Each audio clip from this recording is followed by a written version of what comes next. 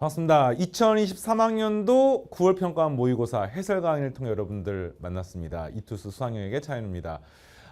사실 가장 중요한 시험이죠. 왜냐하면 교육과정평가원에서 수능 출제기관에서 출제를 하는 수능 이전의 시험이 두 번이 있잖아요. 6월 평가원 시험과 9월 평가원 모의고사 두 번이 있는데 6월 평가원 모의고사는 시험 보는 대상도 N수생들이 다 들어가 있지는 않고 그 다음에 시험 범위 전범위가 아니어서 좀 차이가 있는데 9월 평가원은 이 자체가 바로 수능입니다. 그러니까 거꾸로 선생님 이런 질문 해볼게요. 이런 식으로 수능이 나오면 여러분 점수가 이렇게 나오면 수능에 됩니까 안 됩니까? 어때요? 이렇게 나오면은 받아들일 수 있겠어요? 이제 그렇지 않다라고 대답을 한 학생들은요. 지금 완전 초비상이야 초비상. 삐뽀 진짜 모든 그 생활과 이 집중 에너지와 이런 걸 다 쏟아부어서 수능까지 이제 이 문제를 해결하기 위해 달려야 됩니다. 그냥 느슨하게 수능 앞으로 3달 남았네. 그러면 지금부터 열심히 공부해서 점수 올려야지 하면은 여러분만 공부하는 게 아니라 다 같이 달리기 때문에 지금 이제 정말 이빨 꽉 깨물면서 달려가야 됩니다. 이런 생각해야 돼요. 왜 내가 이번 시험에서 생각만큼 점수가 안 나왔을까? 왜 이번 시험에서 이 과목은 괜찮은데 이 과목은 조금 취약했을까? 생각을 해야 되는데 이제 수학의 전문가이기 때문에 수학의 관점에서 이야기를 하면은 매년 수능 수학의 트렌드가 살짝씩 바뀌거든요. 그러나 그 밑바탕에 깔려있는 근본적인 원리는 동일합니다. 수학 잘해야 시험 점수가 잘 나오고요.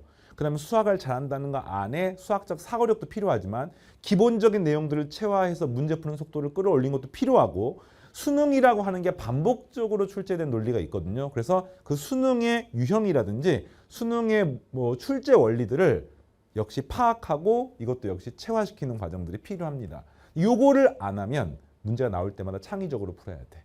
그래서 시간도 많이 걸리고 점수가 안 나오는 거거든요. 네, 그래서 우선은 딱 이번 시험 9월 평가원 모의고사 관련해 가지고 총평과 분석에 관해서 이야기를 짤막하게 하고 바로 문제풀이 해설 강의 진행을 할 겁니다. 그리고 이제 학습법이나 이후 학습 전략을 선생님이 따로 TCC를 이용해서 내일 업로드를 해줄 거야. 아니고 금요일에. 그래서 하여튼 내일 모레 업로드를 해줄 테니까 여러분은 그걸 참고하시고 자 바로 시작하겠습니다. 이번 9월 평가원 모의고사의 특징이 뭐였을까 하면은 이거는 그러니까 예전하고 비교한 거야. 작년 수능이나 작년 9월 평가나 비교하면은 공통과목 객관식의 난이도가 상당히 올라갔는데 이건 어떤 추세라는 느낌보다는 항상 수능이 수능이 이렇게 치러지고 나면은 수능 문제가 진화를 해서 이런 새로운 형태의 문항들이 많이 등장을 하거든요. 그러니까 큰 틀에서 수열 문제 동일해. 큰 틀에서 삼각함수 도형 문제는 동일합니다. 큰 틀에서 지수로그 함수 동일한데 그 안에 들어있는 접근 방법이나 이런 디테일함이 차이가 있거든요. 근데 이번 9월 평가원 모의고사는 이런 새로운 형태의 디테일한 문항의 비중이 조금 올라가면서 그 문제가 또 일부 어려웠어요. 그러니까 13번, 14번, 15번 같은 공통과목 객관식 물론 이제 그런 문제가 보통 중킬러급 문제이기 때문에 쉬운 문제는 아닙니다. 근데 그게 예년에 비해서 조금 더 올라가서 봐봐요. 15번이 수능 절반이잖아. 그러니까 13번, 14번, 15번이 이게 수능이 이게 딱 절반 앞에 15문제 아닙니까? 그러면 수능의 사실 중반부나 초반부거든요. 근데 이런 부분에서 난이도가 예년에 비해서 올라가 버리면 어떤 문제가 등장하냐면은 뒤에 사실 쉬운 문제들도 많거든요. 근데 이 문제를 풀기 전에 이미 시간을 많이 써버렸어. 이미 속된 말로 쫄아버렸어. 그래서 문제를 풀면서 이제 막 겁을 먹으면서 뒤에 풀게 되거든요. 그래서 이때 뭐가 필요하냐? 시간 관리를 하는 자잘한 테크닉이 필요해요. 이게 문제를 무조건 빨리 풀면 된다 이게 아니라 문제를 풀다 보면 어려운 문제가 중간중간 나올 수가 있습니다. 이게 13번이 아니라 11번이 그럴 수도 있어요. 그럼 그랬을 때 실전에서 내가 풀 수 있지만 현재 상태 문제 풀이가 잘 안 보여. 그러면은 시간의 낭비, 시간의 손실을 최소화하면서 스킵하고 그 다음에 문제를 먼저 푼 다음에 시험이 거의 다 끝나고 나서 다시 또 앞으로 넘어와서 이것들을 처리하는 이런 훈련을 해야 되거든요. 근데 그게 안 돼 있으면 그냥 이제 13번을 풀면서 안 풀리잖아. 그럼 이건 다시 돌아올 수가 없어. 왜? 나는 경험상 항상 시간이 부족했기 때문에 끝나면 그냥 시험이 끝나버리는 거야. 그러니까 여기서 포기해버리면 틀려버린단 말이야. 그런 마음으로 계속 잡고 있다 보면 이제 뒤에 막 몇 개를 못 풀어버리는 거죠. 이거 어떻게 합니까? 실전 모의고사를 통해서 연습을 합니다. 선생님이 이제 9월 평가 끝나고 나서 모의고사 강의 바로 오픈을 할 거거든요. 근데 그때 연습을 하시면 되겠고, 기본적으로 그것도 이론들이 있습니다. 예, 운영 이론이라는 게 있어요. 그래서 운영 이론을 설명해 줄 테니까 그걸 잘 보시고, 그래서 오히려 이런 거는 나중에 고칠 수가 있습니다. 수학적 사고를 키워야 돼. 이건 당연한 거죠. 항상 수능은 준킬러급 이상 문제가 새로운 문제가 나오기 때문에 그 문제를 보면서 기존의 지식과 플러스 알파를 해서 해결하는 건데, 그 문제 해결력을 키우기 위해서 항상 스스로 능동적으로 문제를 많이 풀어봐야 되고요. 이런 거 이제 선생님 강의 중에서 엔제에 해당하는 샤샤 강좌를 통해서 사고력을 키우는 훈련을 하시고, 뭐 9월 평가 이후부터는 그냥 엔제 문제를 푸는 데 집중을 해야 된다고 생각합니다. 물론 기출문제 복습도 해야 돼요. 안 했던 애들은 이것도 해야 되는데, 새로운 문제들을 풀지 않으면 수능에 무조건 새로운 문제가 나오거든요. 그 문항들의 대처가 좀 미흡할 수밖에 없는 거죠. 그래서 신유형 문제도 그렇게 푸는 겁니다. 그래서 이번에 9월 평가 뭐 특징 딱 그냥 한마디로 말하면, 초반부에 해당하는 객관식 후반부 문제가 난이도가 높아서 예년에 비해서 뒤에 공짜로 주는 문제가 있다고 하더라도 그 문제를 주워 먹기에 시간이 부족했던 거죠. 그리고 전체적인 난이도가 뭐 약간 올라갔습니다만, 그렇다고 해가지고 등급 컷이 예전에 비해서 막 엄청나게 심각하게 변하지는 않을 거라 생각합니다. 이 강의 녹화하는 시점이 아직 가채점 등급이 안 나온 시점이거든요. 그래서 뭐 점수를 쌤이 감히 속단할 수는 없지만, 네, 그렇고요. 두 번째는 이거는 이제 요거는 최근 수능 트렌드가 비슷하죠. 선택 과목과 공통 과목의 난이도가 조금 차이가 있어요. 예를 들자면 뭐 미적분이나 확통이 학생들이 많기 때문에 선택 과목에 보면은 3점짜리 문제들이 있어. 이번에도 미적분 문제 같은 경우에 27번 문제가 등비급수 도형 문제였거든요. 문제가 이렇게 길어요. 그다음에 뭐 확통 문제에서 뭐 통계 문제라든지 이런 것들이 3점짜리 문제임에도 불구하고 4점짜리보다 빡빡하거나, 그다음에 확통 같은 경우 4점짜리 일부 문제는 3점짜리보다 쉽거나, 뭐 공통 과목의 4점짜리보다 쉬운 문제들도 있습니다. 과목의 특성상 그랬어요. 그래서 이런 게 좀 차이가 있을 수가 있어요. 그러면 이건 어떤 느낌으로 접근하냐면은, 어차피 3점은 똑같이 3점이고 4점은 똑같이 4점이지만 문제의 난이도가 다르기 때문에 자기의 수준에 따라서, 내가 만약에 목표가 80점이야 이런 학생들은 쉬운 문제를 골라서 다 맞추는 게 훨씬 더 중요하잖아. 그러면은 뭐 문제 푸는 순서를 바꾼다라든지 이런 건 전략을 통해 가지고 대응을 할 수가 있고, 어쨌든 이런 거는 최근 수능은 항상 그래왔습니다. 작년 9월 달에 작년 수능 시험도 선택 과목의 3점짜리 문제 일부는 공통 과목 4점짜리보다 어려운 문제들이 꼭 한 문제씩 나왔었어요. 자, 그렇고, 그 다음에 이거는 최근 한 3년 동안에 거의 굳혀진 이론 같은 건데, 준킬러 문제나 킬러 문제나 난이도가 비슷하다는 겁니다. 그러니까 더 이상 이제 킬러 문제라는 단어를 사용을 굳이 할 필요가 없이 그냥 풀만한 문제, 그 다음에 사고력을 요하는 문제, 이게 하나라는 거죠. 대략 5문제에서 7문제 정도가 흔히 말하는 뭐 준킬러급 이상의 문제고, 그럼 이제 이야기를 내가 왜 하느냐, 29번이 어렵냐 30번이 어렵냐, 꼭 30번, 그러니까 예전 수능 같은 경우는 1번부터 29번까지는 뭐 점점점 어려워지다가 30번은 말도 안 되게 어려워졌거든요. 어떤 느낌 알겠어요? 30번이야 이게. 그러니까 29번하고 30번은 이게 넘사예요, 넘사. 근데 최근에는 그냥 이렇습니다. 29번도 어렵고 30번도 어려운 거야. 그러면 보통 학생들이 이제 어중간한 상위권들이 하는 전략이 22번, 30번 안 풀고 다 맞자거든. 22, 30번 안 풀고 다 맞자. 그래서 92점 받자. 또는 하나 더 추가해서 88점 맞자. 어중간한 상위권들이. 1등급이기 때문에. 그런데 이제 더 이상 그 논리가 통하지 않는 거야. 그러니까 극단적으로 말하면 다 맞아야지 의대 갑니다. 무슨 말인지 알겠어요? 왜냐하면 30번이 상위권, 최상위권들을 이제 푼다는 거죠. 22번도 푼다는 거죠. 그 난이도 잘 크지 않기 때문에 21번이나 그 다음에 29번을 풀 수 있는 포텐셜이 있는 학생은 30번이나 20번 풀 수가 있는 겁니다. 그래서 100점을 목표로 최상위권, 상위권들은 공부를 하셔야 되고, 어느 한 문제도 버리면 안 됩니다. 그리고 시간이 부족할 수 있죠. 어떻게 전반적으로 문제 푸는 이 페이스를 끌어올려야 되고요. 예전 같은 경우는 4점짜리 고난도 문제가 나오는 단원이 따로 있고, 그 다음에 그렇지 않은 문제들이 평범하게 나왔었거든요. 근데 최근 수능은 모든 단원에서 골고루 깊이 있게 나옵니다. 그래서 쌤이 올해 샤샤 교재를 준비를 하면서 모든 단원별로 중요한 깊이 있는 문제들을 실어 놓은 게 바로 여기에 이 논리에 의해서 그렇게 해놓은 거예요. 됐죠? 자, 그래서 그랬고 마지막 한마디만 하고 이제 바로 해설 강의 시작하겠습니다. 시험을 잘 봐야 돼요. 점수가 잘 나와야 돼. 그럼 공부를 어떻게 해야 되느냐? 학생들이 착각하는 것 중에 하나가 뭐 무슨 학원에서 발간하는 무슨 책이 되게 퀄리티가 좋다더라. 내 친구들 상위권 애들 다 그거 푼다더라. 뭐 무슨 선생님의 무슨 교재가 또 어떻다더라. 뭐 무슨 출판사의 뭐 무슨 책이 이렇다더라. 이러면서 쉽게 말하면 양질의 컨텐츠를 가지고 그것을 안 하면 내 점수가 안 나오는 거고 그걸 하는 다른 친구들은 점수가 잘 나와서 쉽게 말하면 남의 떡이 커 보인단 말이야. 그래서 막 그걸 하려고 한다고. 그렇지 않습니다. 그게 아닌 거야. 쌤이 강의를 온라인에서도 하고 온라인도 뭐 EBS에서도 하고 이투스에서도 하고 실력정석 온라인 강의도 하고 현장 강의도 재수종합반 강의도 하고 고3 강의도 하고 뭐 무슨 강의도 하고 강의를 진짜 많은 채널에서 하거든요. 근데 각각의 채널에서 흔히 말하는 상위권, 최상위권들이 다 있습니다. 그러니까 한 번도 인강을 듣지 않고 한 번도 인강 교재를 구입하지 않고 그냥 오프라인 수업만 공부해서 수능 100점 찍는 학생도 있고요. 그 다음에 현장 수업을 하나도 안 듣고 오직 인강만으로 가는 학생도 있고요. 그 다음에 책을 가지고 와서 현강도 안 듣고 임강도 안 듣고 독서실에서 혼자 공부해서 100점 맞는 작년에 쌤 강의했던 학생 중에 한 명이었습니다. 그래서 이제 교재에 대한 질문 정도만 이렇게 하고 그래서 그게 답이 있는 게 아니기 때문에 하고 싶은 말 뭐냐 여러분이 지금 했던 계획을 무리하게 수정하려고 하지 마시고 여러분이 할 수 있는 거를 꾸준하게 하는 거야. 막 대단한 걸 못해서 내 점수가 대단하게 폭망해서 생각하지 마십시오. 평범이 쌓여서 비범이 되거든요.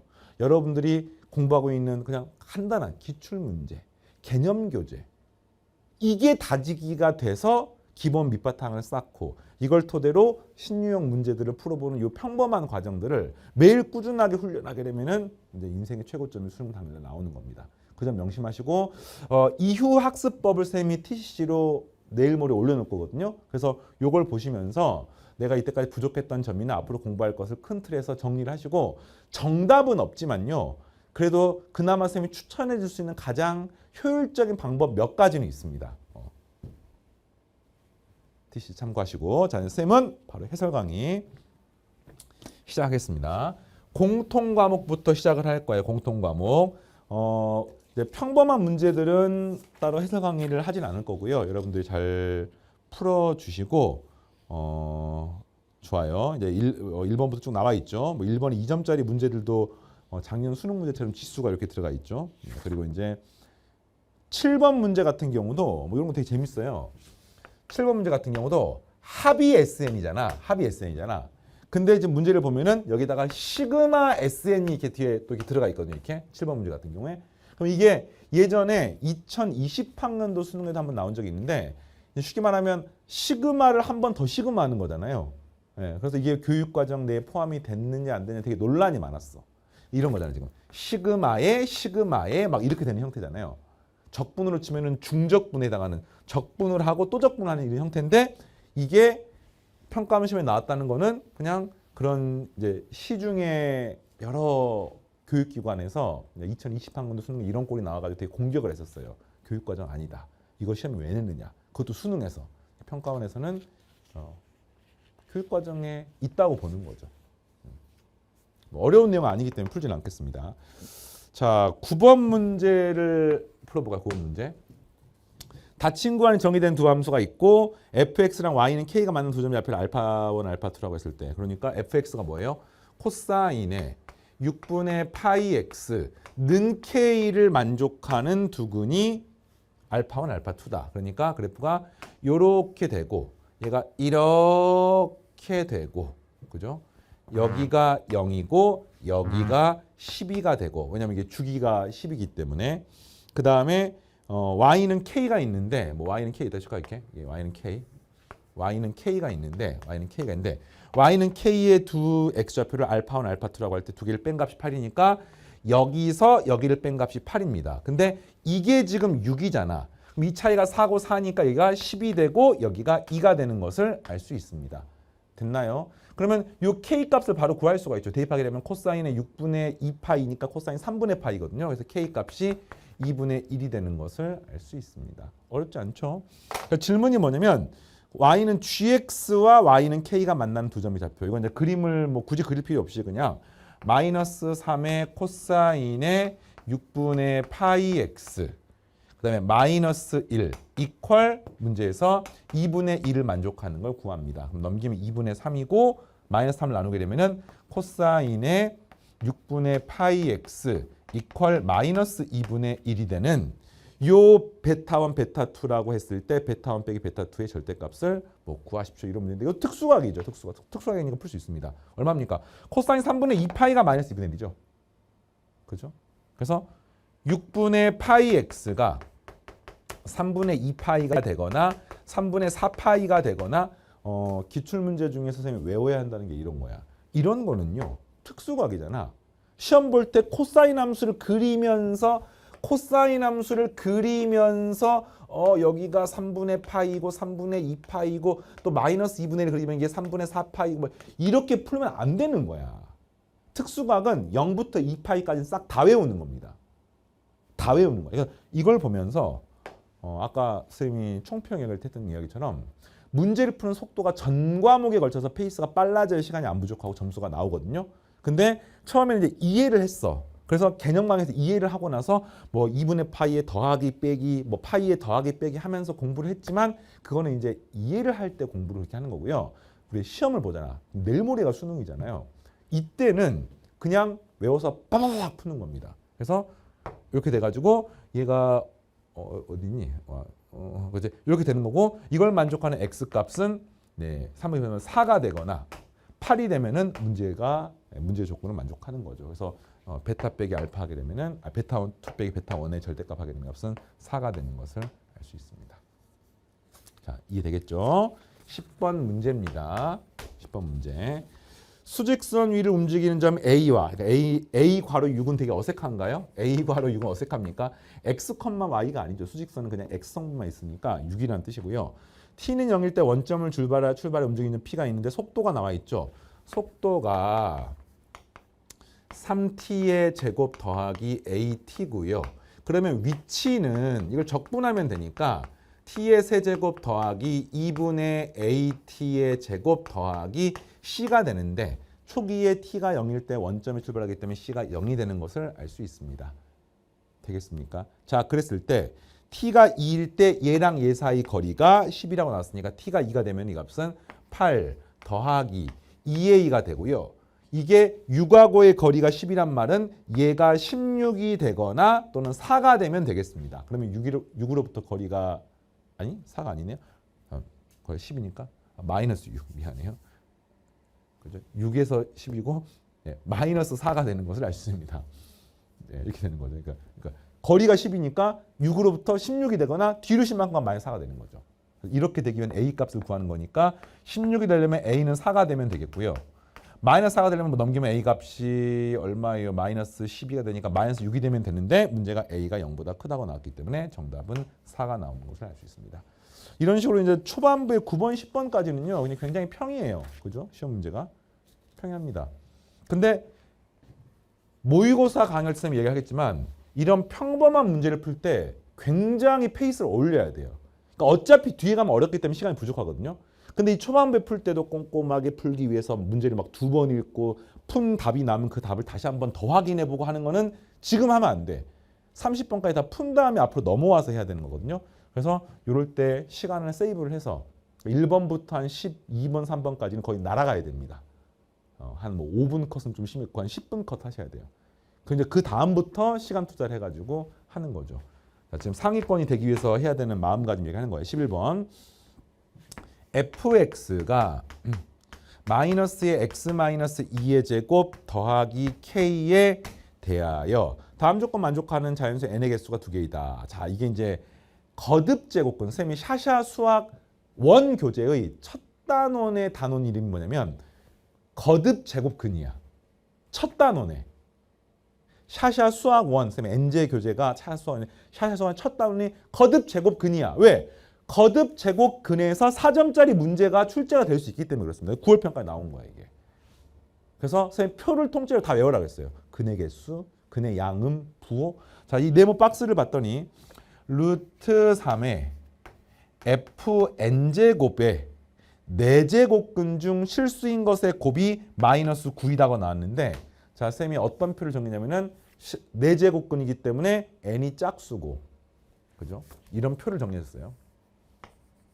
a가 양수, a가 음수, n이 짝수, n이 홀수에서 이때는 뿔마 n제곱근 루트 a이고, 뭐 여기는 뭐 0이고, 뭐 여기는 없고, 뭐 여기는 뭐 어쩌고 이런 걸 정리했던 교과서에 나와 있는 내용이죠. 그러니까 거듭 제곱근 관련해 가지고는 이 표나 툴을 다 외우셔야 돼. 그래서 시험 문제에 이 문장이 나왔잖아요. 4제곱근 중에 실수인 것의 곱. 근데 4제곱근은 근의 개수가 2개이거나 0개이거나 없거나거든요. 근데 곱이란 뜻은 2개가 있다는 뜻인 거죠. 근데 그게 곱이 마이너스 9란 뜻은 근이 4개가 아니에요. 실수인 거는 2개밖에 없습니다. 뿔마 3이란 뜻인 거야. 뿔마 3이란 뜻인 겁니다. 그러니까 이거의 4제곱근이라는 거니까 한마디로 이게 4제곱근이니까 이걸 4분의 1제곱을 하게 되면은, 이거를 4분의 1제곱을 하게 되면 값은 뿔마 3이 되는 겁니다. 근데 이건 양수기 때문에 3이 되는 거고요. 뭐 이렇게 써도 되고, 또는 3의 4제곱이 루트 3의 fn제곱, 뭐 이렇게 써도 됩니다. 같은 말이죠. 어차피 양수인 것만 따지면 되기 때문에 이 말인 거야. 이거를 네모 박스를 읽으면서 바로 써야 됩니다. 이거 역시 연습을 해야 돼요. 이거를 천천히 보면서 자, 거듭제곱근의 정의는 무엇이지? 이게 푸는 게 아니야. 그렇게 푸는 순간 이제 1등급은 안 되는 겁니다. 알겠죠? 그래서 요 네모 박스 문장을 읽고 요거를 바로 세울 수 있어야 되는데, 안 되는 학생들은 어떻게 하느냐? 개념 강의에 해당하는 부분을 듣거나 선생님 샤샤 교재의 첫 단원에서 이론편 부분을 듣거나 이렇게 해서 하시면 되겠고요. 루트 3이 3의 2분의 1제곱이니까 이거를 한 번에 곱하게 되면은 3의 8분의 fn제곱이 문제에서 3이 됩니다.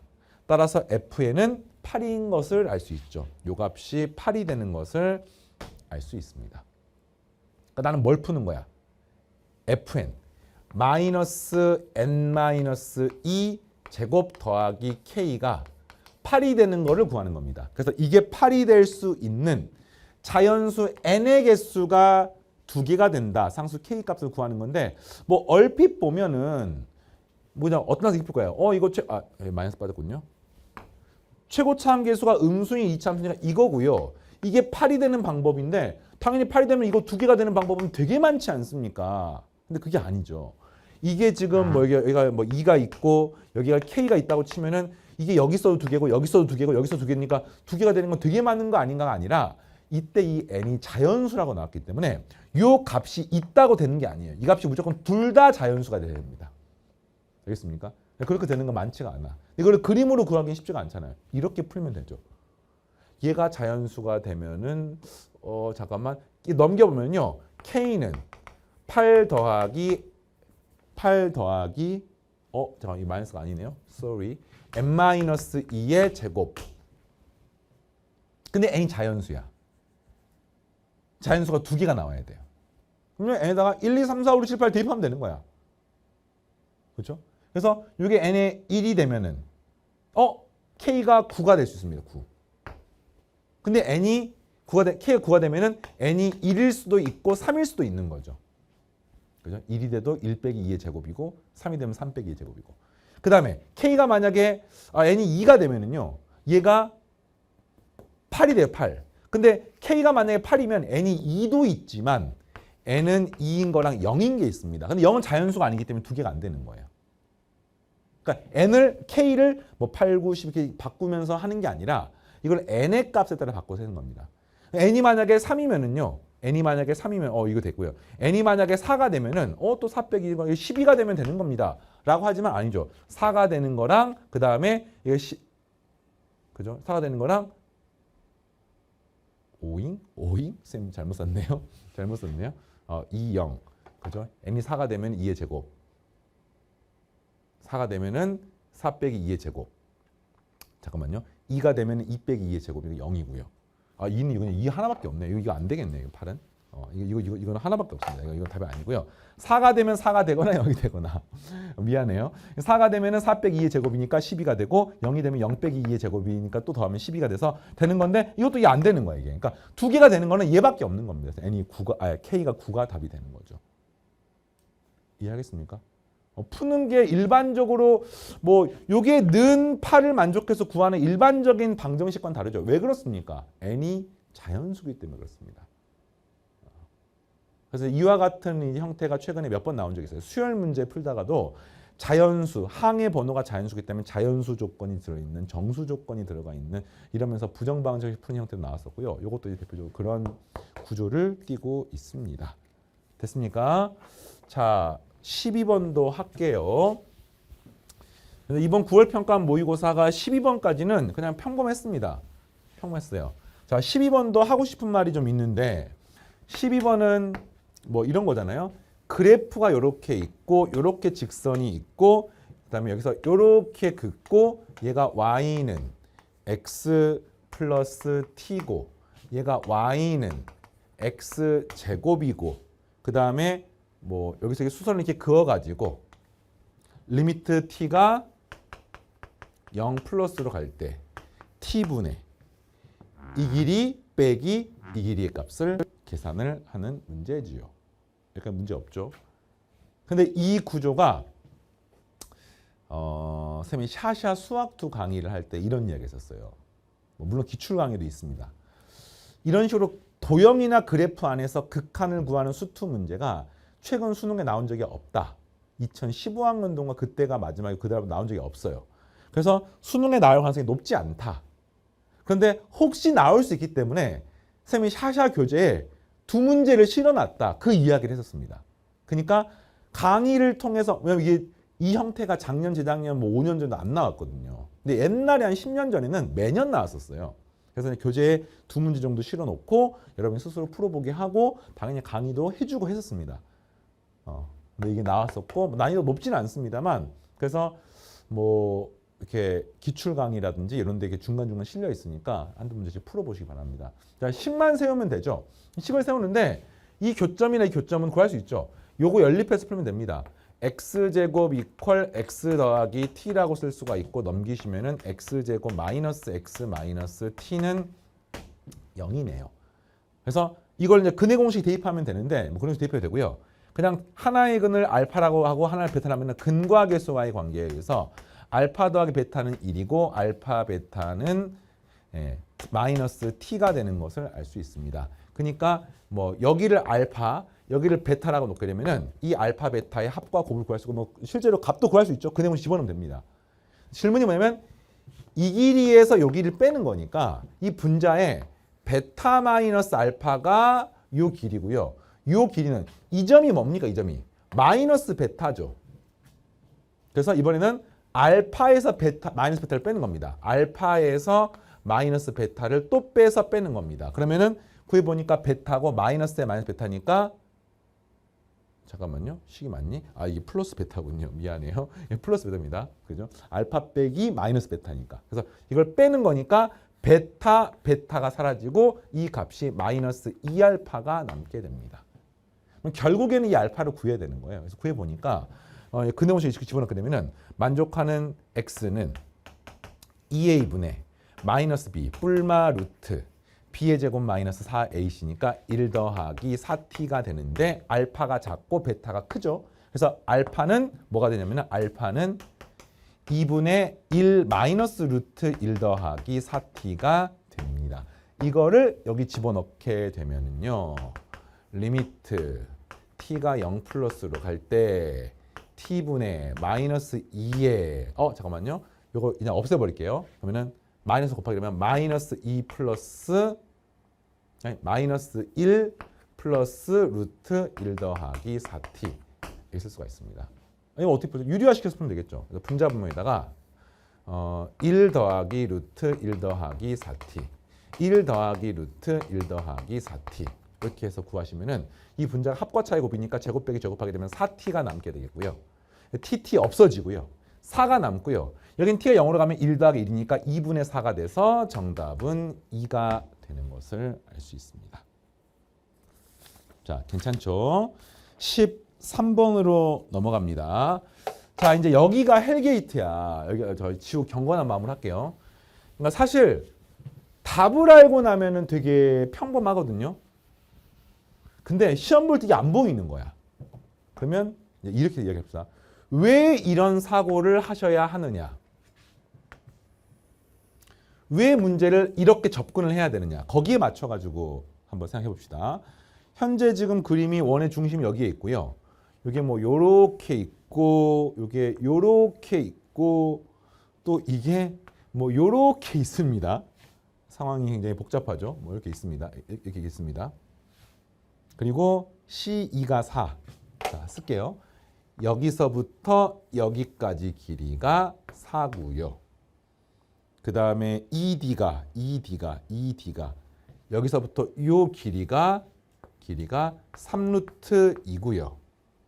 그 다음에 여기가 4분의 3파이가 되고 됐죠? 자, 우선 가장 기본적인 거 이 각은 바로 구할 수가 있죠. 4분의 파이고요. 수업 시간에 이런 얘기 했습니다. SSS, SAS, ASA.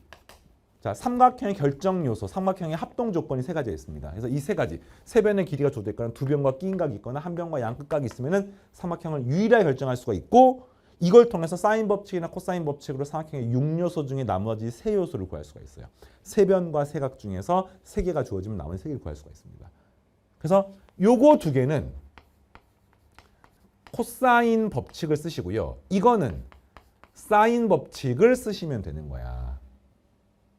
이해되겠니? 네. 그래서 코사인 법칙과 사인 법칙을 쓰는데 이때 이 문제는 두 변과 끼인 각이 주어져 있잖아요. 그러니까 당연히 코사인 법칙을 이용하면은 너무 당연하게도 요 길이가 빵 하고 나오는 거야. 질문이 이거죠. 이 빨간색 길이랑 그다음에 요 빨간색 길이를 이용해서 곱해서 푸는 겁니다. 그래서 이걸 구하는 건 간단해요. 이걸 그냥 x라고 하면 x의 제곱은 이거 제곱 16 더하기 이거 제곱 18 마이너스 2배의 4 곱하기 3루트 2 곱하기 그 다음에 코사인 4분의 파이니까 루트 2분의 1 해서 구하면 이렇게 됩니다.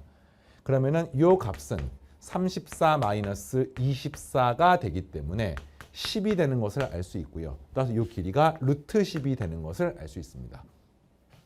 그럼 이제 여기서 끝나는 게 아니라 내가 이 삼각형은요 유일하게 다 알아요. 다.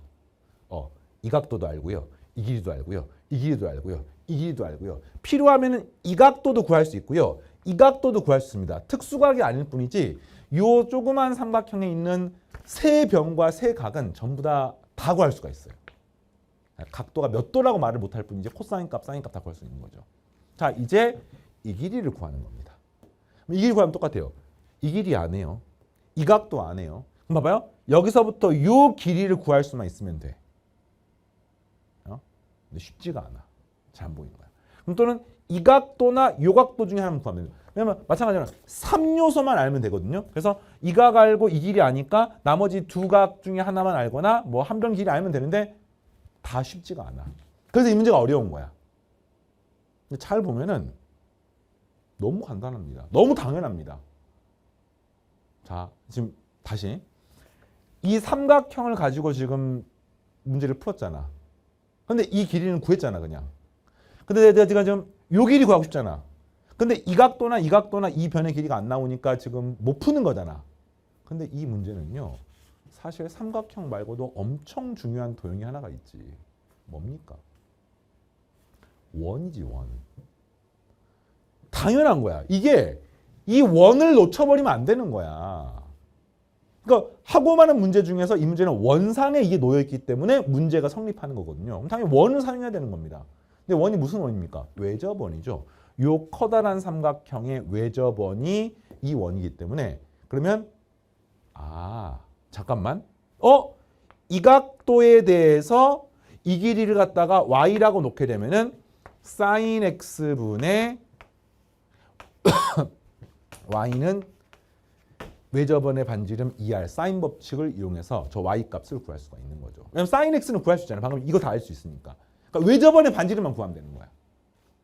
근데 이게 만약에 필요가 없으면 문제가 안 나오는 거지. 당연한 거 아닙니까? 그래서 이걸 푸는 겁니다. 어떻게 구하지? 외접원 반지름? 잘 보면은 이 점은 원상의 점이에요. 이것도 원상의 점입니다. 그래서 우리가 알기로 이 길이가 외접원의 반지름이고 이것도 외접원의 반지름인 거 똑같아요. 근데 이 문제는 이 점이 또 있습니다. 이거 당연히 문제 풀 때 필요하죠. 항상 강조했죠. 모든 원의 보조선은 어떻게 긋는다? 원의 중심으로부터 원상의 점까지 이렇게 긋습니다. 이게 핵심이에요. 이 보조선이 문제 풀 때 핵심입니다. 이게 없으면, 그러니까 이게 문제 풀 때 사용이 되는 거다. 이거 두 개는 보조선이 그어져 있습니다. 이게 안 그어졌잖아요. 이렇게 긋습니다. 그러면 해결이 됩니다. 왜냐면 이 반지름 R이라고 놓으면은 이 길이가 R이고요. 그 다음에 여기서부터 여기까지 길이 보입니까? 이게 R-4랑 똑같습니다. 자, 그리고 요 각도가 얼마냐면은 4분의 파이니까 이게 4분의 3파이가 되는 겁니다. 그리고 여기서부터 이 길이, 그러니까 한마디로 이걸 옮겨서 그리시면은요, 얘가 R이고요. 그 다음 여기서부터 길이가 방금 3루트 2였고요. 얘가 R-4였고요. 여기가 4분의 3파이였기 때문에 이 삼각형에서 코사인 법칙을 돌리게 되면 R 값을 구할 수가 있는 거죠. 그럼 답이 나오는 겁니다. R의 제곱은 R-4의 제곱 더하기 18 마이너스 2배의 R-4의 3루트 2의 그 다음에 코사인 4분의 3파이니까 마이너스 루트 2분의 1 이렇게 해서 구하시면 R에 관한 방정식이 나오게 됩니다. 전개해 볼게요. 얘는 R의 제곱 마이너스 8R 더하기 16이고요. 더하기 18이고요. 그 다음에 이거 루트 2분의 1 없어지고 마이너스를 플러스로 만드시고 2R3이니까 6R이 되고요. 여기는 2, 4, 8, 8, 3 마이너스 24 해서 더하기 6R 마이너스 24가 됩니다. 그래서 이게 R제곱이 이렇게 사라져가지고 요거 넘기시면은 2R이 남게 되겠고요. 6, 18, 34에서 24 빼니까 이 값은 10이 되어서 R의 값이 5가 됩니다. R이 5가 되는 거니까 이게 10이죠. 그래서 구하게 되면 Y 값은 14인 꽃표 X가 아니라 이렇게 되는 거야. 이거 사인값 어떻게 구합니까? 그렇지. 이 삼각형을 이용해서 구한 이 삼각형. 이 삼각형은 외접원이 아니기 때문에 외접원이 이게 아니기 때문에 이거 그냥 따로 코사인 법칙으로 먼저 구해야 됩니다. 그렇고요. 자, 코사인 x는 공식 알고 있어요? 이거 제곱. 2 곱하기 루트 10 곱하기 3루트 2분의 그죠? 2 요거분의 이거 제곱 더하기 이거 제곱 빼기 이거 제곱 하시면 되는 거죠. 이거 제곱은 10, 18 마이너스 4의 제곱인 16 이렇게 해서 구하시면 됩니다. 구해 보니까 여기는 28에 16 빼니까 분자가 12가 되고요. 여기 2, 3은 6이니까 약분하면은 2가 되고 루트 5분의 1이 됩니다. 코사인이. 그럼 사인 x가 얼마입니까? 사인 꽃표가 얼마입니까? 사인 제곱 더하기 코사인 제곱 1이기 때문에 루트 5분의 1이면 루트 5분의 2가 돼야지 제곱 더하면 1이 되는 거죠. 그래서 이 값은 이 값은 루트 5분의 2가 됩니다. 그러면 계산하게 되면 루트로 잡은 값은 4루트 5가 돼서 끝났고요. 4루트에다가 루트 10 곱하게 되면은 4, 5, 20인가요? 20 루트 2가 내가 원하는 답입니다. 정답은 5번. 자, 괜찮습니까?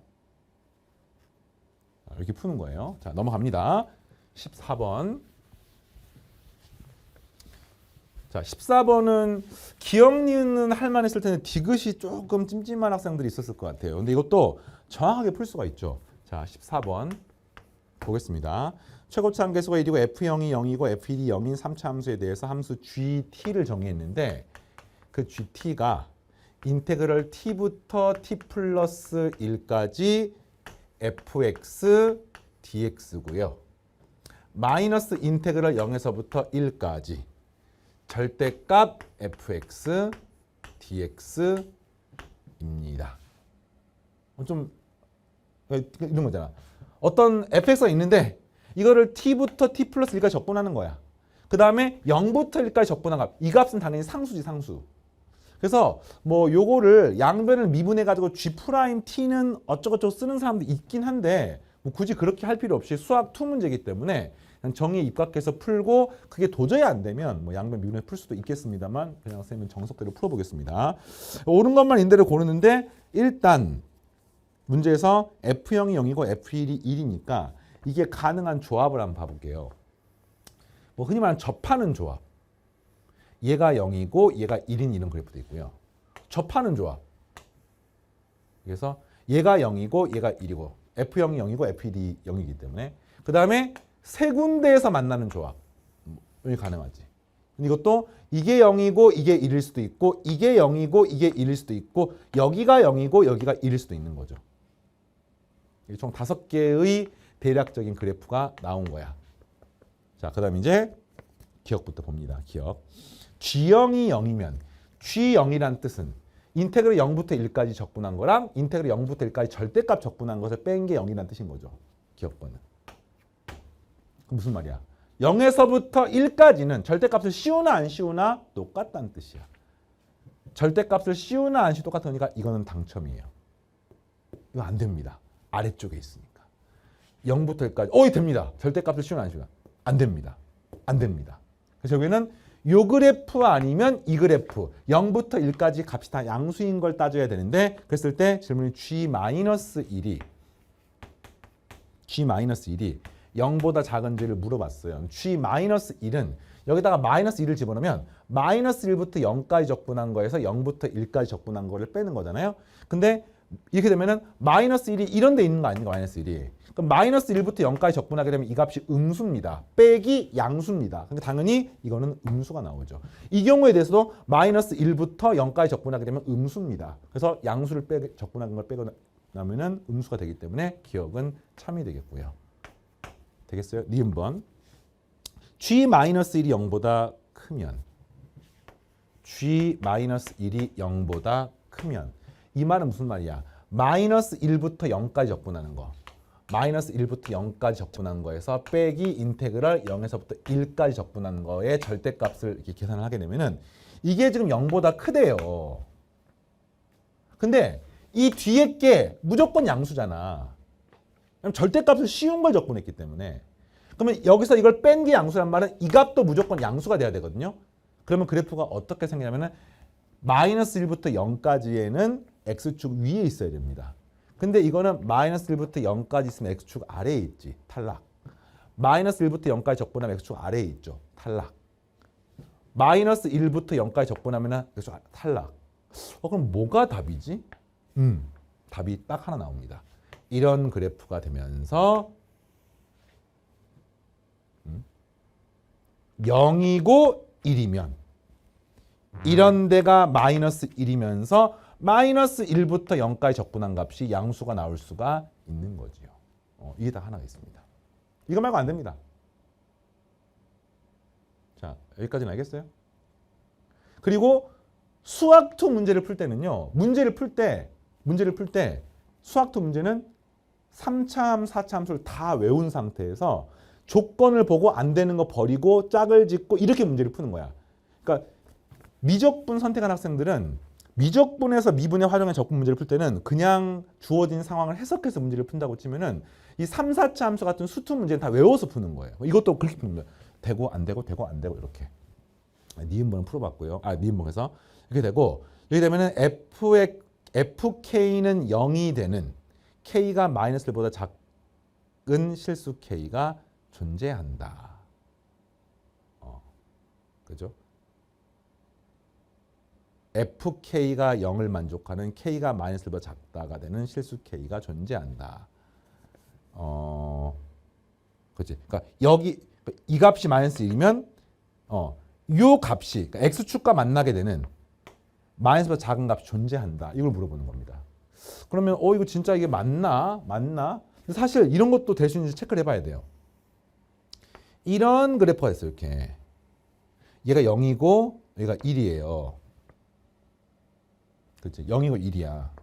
그러면 이제 여기가 만약에 마이너스 1이면 어떤 느낌일까? 마이너스 1이면 마이너스 1부터 0까지 적분한 거는 여기 음수가 좀 있긴 하지만 엄청 플러스고 여기 조금 마이너스이기 때문에 결국에는 니은번은 안 되는 것처럼 보인단 말이야. 근데 이게 3차 함수기 때문에 이런 일은 있을 수가 없어요.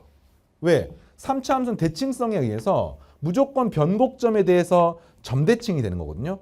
이게 마이너스 1이고 0이고 여기가 1인 형태가 딱 된다고 치면은 변곡점에 대해서 점대칭이 되는 거예요. 이 넓이랑 이 넓이가 똑같게 되는 겁니다. 그럼 이 경우는 뭐예요? 마이너스 1부터 0까지 적분하면 이 값은 양수. 그 다음에 0부터 1까지 적분하면 음수지만 절대값이었기 때문에 다시 양수. 빼고 나면 이 상황이 완벽하게 제로가 되는 상황인 겁니다. 그러면 이거보다 문제에서 g-0보다 크다는 뜻은 이게 이렇게 되면 딱 0이 되는 거잖아요. 그러니까 이거보다 실제로 x축이 어떻게 있어야 돼요? 이런 식으로 아래에 있게 되면은 이 부분 넓이는 0부터 1 사이는 줄어들고 그 다음에 마이너스 이 정도 있게 되기 때문에 결국에는 어떻게 됩니까? 무조건 여기에 x축과 만나는 점이 생기게 되는 거죠. 그래서 니은이 참이 되는 겁니다. 네. 여러분들 어떻게 보면 돼요? 3차 함수 그려놓고 대칭인 요 변곡점을 지나는 x축의 평행한 직선을 그려놓고 이때가 딱 간격이 똑같을 때라고 치면은 요거보다 아래로 내려가게 되면 이 간격이 줄어들잖아. 그럼 마이너스 1은 어차피 0하고 1 사이나 0하고 마이너스 1 사이가 똑같기 때문에 이런 데 마이너스 1이 있는 겁니다. 그럼 반드시 x축과 만나는 이 점은 마이너스 1보다 왼쪽에 있다는 것을 알 수가 있는 거죠. 자, 민도 참이고요. 디귿번 g-1이 이번에는 1보다 크면 g0이 마이너스 1보다 작다. 이거 어떻게 구하지? g-1이 1보다 크면 일단 해볼게요. g-1은 인테그럴 마이너스 1부터 0까지 fx dx 마이너스 인테그럴 0에서부터 1까지 절대값 fx dx인데 이건 아까 했던 니은 형태랑 똑같습니다. 왜냐면 g-1이 아까 0보다 크다고 나왔잖아요. 근데 0보다 큰 형태 그래프가 이거밖에 없었어요. 그러니까 1보다 큰 그래프도 이런 꼴밖에 없습니다. 그래서 그래프가 이런 그래프가 되고 이렇게 돼가지고 이게 0이고 여기가 1이고 뭐 이 값이 얼마인지 모르니까 쌤이 뭐 알파라고 놓고 이런 그래프입니다. 그래서 g-는 뭐예요? 이런 거 마이너스 1이니까 마이너스 때 0까지 적분한 거에서 0부터 1까지 적분한 거에 절대값 이런 거를 뺀 거죠. 이렇게. 근데 이게 1보다 크대. 아까는 어느 게 더 크냐가 아니라 이제 숫자 1이기 때문에 이걸 대수적으로 풀어볼게요. 여기 알파라고 놓으면 이 함수 fx가 뭐냐면은 fx가 x의 x-1의 x-알파 정리하면 x의 세제곱 마이너스의 1 더하기 알파의 x의 제곱 더하기 알파 x라고 쓸 수가 있습니다. 그래서 이제 이거 계산을 하는 거야. 계산을 하는 겁니다. 어떻게 하면 좋을까요? 0부터 1까지 절대값 fx라고 하는 것은 이게 x축 아래에 있잖아요. 그러니까 이게 뭐야? 마이너스 fx 적분하고 똑같습니다. 근데 마이너스가 있고 또 마이너스가 있으니까 결과적으로 이 식은 뭐가 되는 거야? 인테그럴 마이너스 1부터 1까지 fx dx가 1보다 크다는 말하고 똑같은 거지. g-1이. 그러면 이 그래프를 마이너스 1까지 적분하면 되는 겁니다. 적분이 간단하죠. 왜냐면 마이너스 1까지 윗끝 아래끝이 부호가 반대이기 때문에 x 세제곱이나 x 1제곱은 적분하게 되면 사라지는 것을 개념 인사이트 강의에서 여러 번 이야기했습니다. 요것만 적분하면 되는 거예요. 요것만. 그러니까 이거 적분하게 되면 뭐가 되는 거예요? 마이너스 3분의인가요? 3분의 마이너스 3분의 1 더하기 알파의 x의 세제곱이 되고 이거를 0부터 1까지 한 거를 2배에서 구하시면 됩니다. 왜냐면 마이너스 1까지 적분한 것은 0부터 1까지 적분한 것의 2배. 이 짝수차에 대해서는. 그리고 이거나 이거는 마이너스 1까지 적분하게 되면 각각이 0이 되죠. 홀수 차에 해당하는 것은 윗끝 아래끝 똑같게 되면은 부호가 반대가 되면은 적분하면 0이 되기 때문에. 그래서 요 값은 얘가 되고요. 이거를 정리하게 되면 어차피 0은 0이고 1은 1이기 때문에 마이너스 3분의 2의 1 더하기 알파가 1보다 크다고 나온 겁니다. 그럼 결과적으로 1 더하기 알파는요. 마이너스 3분의 역수를 곱하게 되면 부등을 바뀌고 마이너스 2분의 3이 되고요. 그래서 알파는 마이너스 2분의 5보다 작다가 되는 거예요. 이게. 이게 내가 원하는 답인 겁니다. 알파가 마이너스 2분의 5보다 작다가 되는 거야. 됐어 여기까지? 자, 그랬을 때 질문이 G0를 물어봤어요. G0. 그럼 또 해볼게요.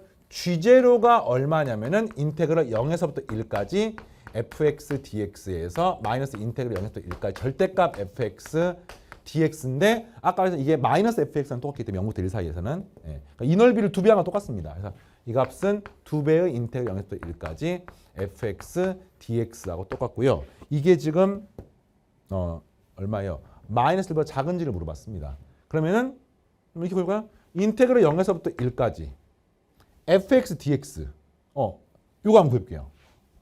x 세제곱 마이너스의 1 더하기 알파의 x의 제곱 더하기 알파 x dx를 한번 구해볼게요. 이걸 구해보면은 4분의 x의 4제곱 마이너스 3분의 1 더하기 알파의 x의 세제곱 더하기 2분의 알파 x의 제곱 0에서부터 1까지 됩니다. 됐죠? 0을 대입하면 빵빵빵이고요. 1을 대입하게 되면 값은 4분의 1 마이너스 3분의 1 마이너스 3분의 알파 더하기 2분의 알파가 되고요. 정리했더니 2분의 알파 빼기 3분의 알파는 6분의 알파고요. 4분의 1 빼기 3분의 1은 마이너스 12분의 1이 됩니다. 됐습니까? 그리고 이 값이 알파가 마이너스 2분의 5보다 작기 때문에 이 값은 여기다가 마이너스 2분의 5를 집어넣게 되면 마이너스 12분의 5거든요. 그럼 마이너스 12분의 5 마이너스 12분의 2니까 마이너스 12분의 6보다 작다가 되고 이 값이 마이너스 2분의 1이 되는 겁니다. 그러니까 적분한 값이 마이너스 2분의 1보다 작다가 되어서 요게 마이너스 2분의 1보다 작기 때문에 2배를 한 값은 마이너스 1보다 작다가 참이 되어서 디귿은 참이 됩니다. 알겠죠? 자, 마지막 15번 보겠습니다.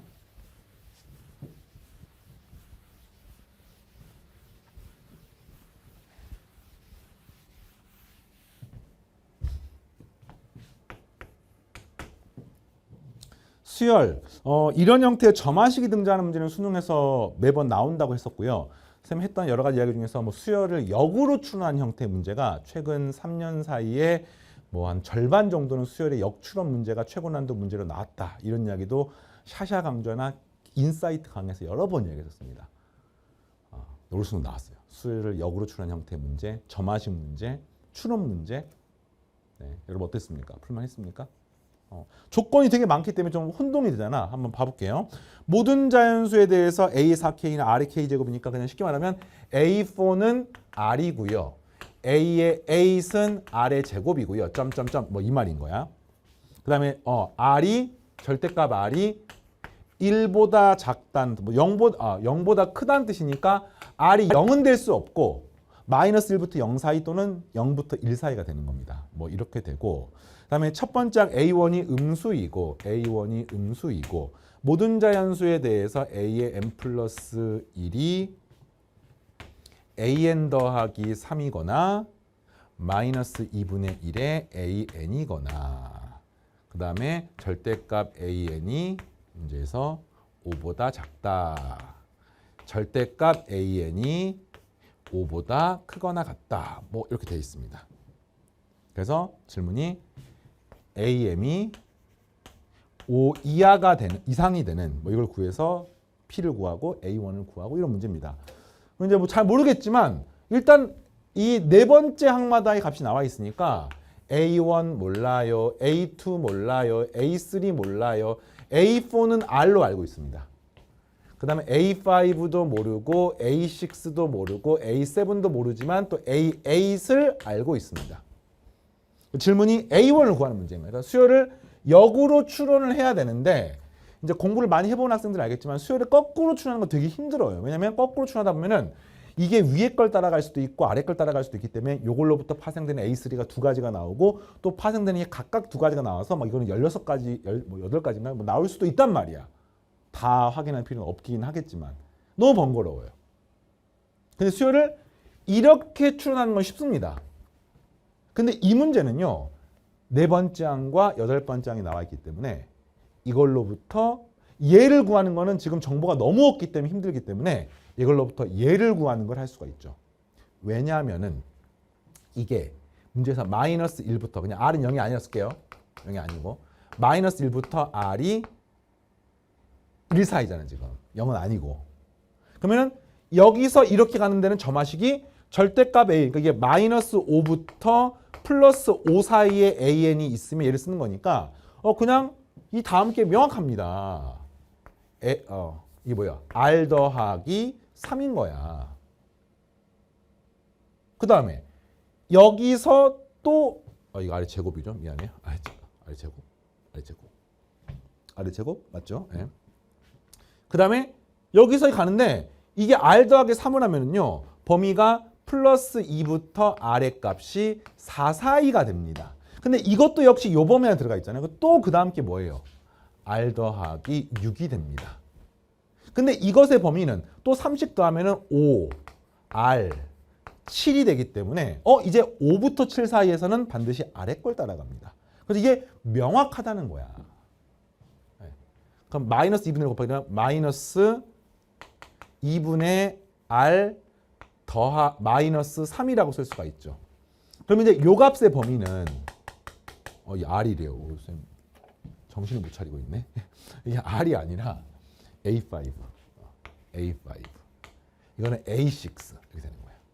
그럼 이걸로부터 나오는 게 A7의 범위를 알 수가 있죠.